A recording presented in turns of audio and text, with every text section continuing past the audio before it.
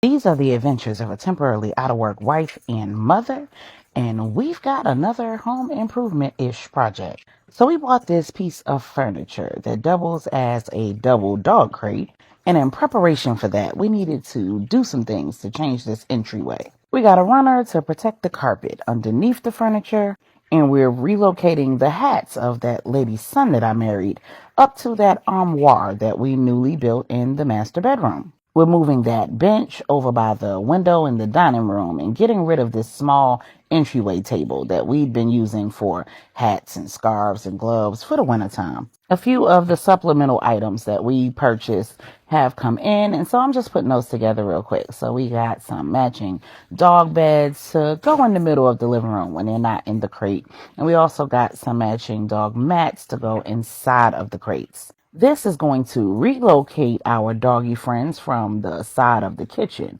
to our living room, and we'll also be relocating our turtle shelter from the bar top of the kitchen to that furniture as well, giving us plenty of bar top space. So as a function of this effort, I am finally going through all of those papers that I had since 1997 to provide that lady's son that I married with space for his hats and additional items on the right side of the armoire. I moved some of the office items like printer paper and envelopes from the armoire to the side of the desk, and then I finally organized the bookshelf that is on the left side of the armoire to put the books that are more appropriate for our master bedroom and not for the bookcase in the living room on it. This whole effort just made me even more excited to finally do the rest of the things that I want to do downstairs, but I gotta hold my mule. Listen, I was on the phone with my sister while I was doing this, and we were laughing hysterically at the things that I was finding in my old paperwork. I literally had discharge paperwork from when I was pregnant with my youngest daughter, and I was going back and forth to the hospital every time I turned around throughout that pregnancy. And on one of the discharge papers, they wrote on there that I needed a psychosocial evaluation. Now, I don't remember ever getting one, so clearly they dropped the ball. And I certainly don't remember seeing that at the time, because if I was showing out in those people's hospital, I would have really been showing out if I saw that on the discharge papers. Pause. So I ended up with 4 huge bags of paperwork that needed to be thrown away. What was left was consolidated into one Pendaflex folder. That's crazy. I called the UPS store to find out what I needed to do to prepare the paperwork for shredding, and found out that I needed to remove all of the plastic and envelopes and all of those things from it if I wanted to cut down on the price. It was 99 cents per pound, and I had a 25% off coupon. So that's what I'm doing here. Just sorting all of this out, making sure that I don't have any paperwork left in the Pendaflex folders or the envelopes. I literally kept every major receipt, every medical document, every canceled check, every pay stub, every tax document, every sale or purchase of any type of property since 1997. And I got rid of everything that I couldn't possibly consider a reason to absolutely need at the UPS store. When the bags were weighed, they were 50 pounds. That's $50 before the 25% off coupon. So several days have passed and the new furniture has arrived, and my sunshine and I are going to put it together. Whenever I'm getting started on a project this size, I like to start with sorting out all of the pieces in order by the numbers that are labeled on them or the letters that are labeled on them. That way, as I'm following the instructions, it's easy to find the correct pieces and the correct hardware. So back to this pregnancy story, right? I was going into labor with my youngest daughter every other day for 2 weeks. It was finally my actual due date, and those people sent me home again. And on the discharge paperwork, it said for me to take Tylenol and soak in a hot bath. First of all, how did they think I was going to get out of the hot bath when I got my big 40-week pregnant behind down in it? But at that point, I was at my wit's end.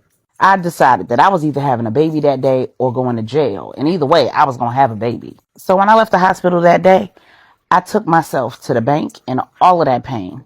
And I paid all of my bills, transferred all of the remaining money that was in my account into our joint account so that that lady's son that I married would have access to it so that he'd be able to post my bail. Then I went home, grabbed everything I needed for delivery and aftercare, and my pew pew in its case, and I headed back up to the hospital. And I let the doctor know that I was either having a baby that day or I was going to jail because I had my pew pew and somebody was going to do something. Needless to say, she did an ultrasound and called security on my behind. Security carried my pew pew back out to my vehicle after verifying that it was registered to me, put it in my trunk, and let that lady's son that I married know that if it came back in the hospital, everybody was going to jail.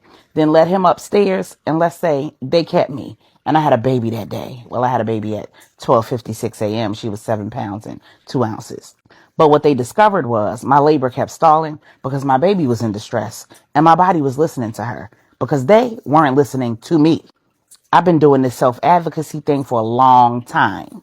And while taking a pew-pew up to the hospital wasn't necessarily the right thing to do, it got the job done. These medical professionals do what they want to do, and they don't listen to us.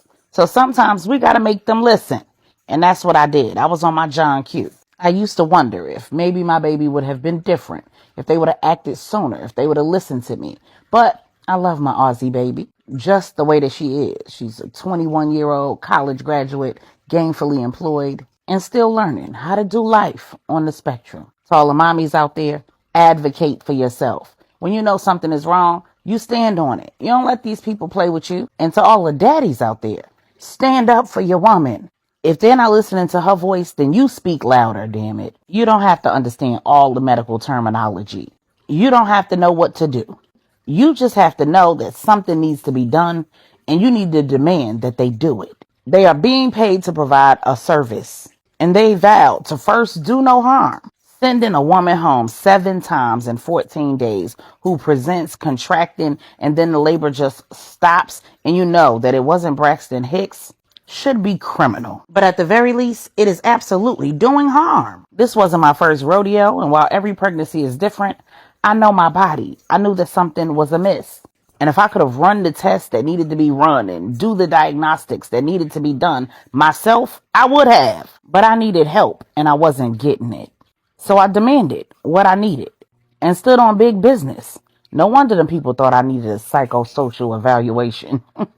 So we're all done. We waited till almost the end to break something. Now we have to wait for a replacement for the cover of that right drawer to come in. Now I set this up 2 different ways. Let me know which way you prefer.